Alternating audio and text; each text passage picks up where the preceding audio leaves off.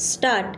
It is also with a great sense of humility because, however great and however competent we may consider ourselves, we are small in relation to this mighty theme of building up our country and taking its millions of people forward during the next 5 years. Stop.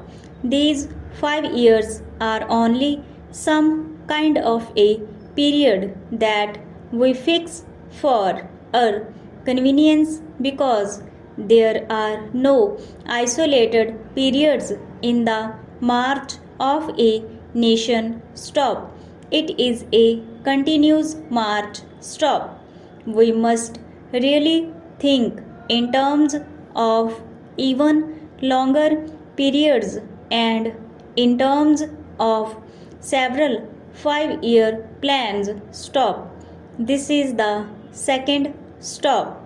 Nobody thinks that at the end of the second plan we shall have been at the end of our journey. Stop. There is no journey's end when a nation is marching. Stop. Leaving out the ultimate ends, even such a goal as we envisage the objective of a socialist pattern of society is not going to be achieved at the end of the first 5 year plan or the second stop.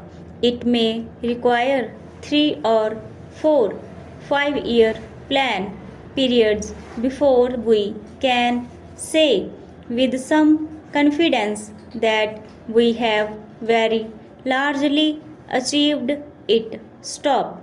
Therefore, we must keep this large perspective in view. Stop.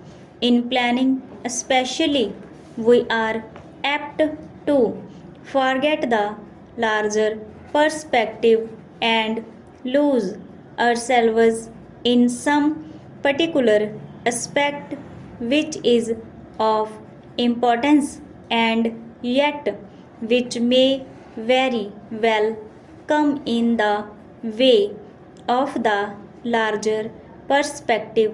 Stop. For example, take the question of regional development. Stop. We are all agreed that there should be a uniform development all over India. Stop.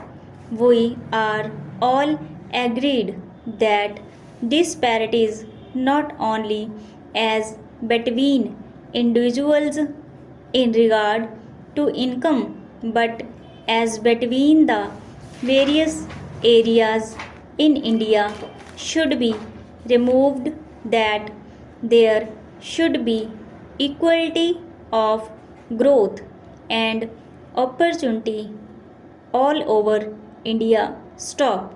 But if we stop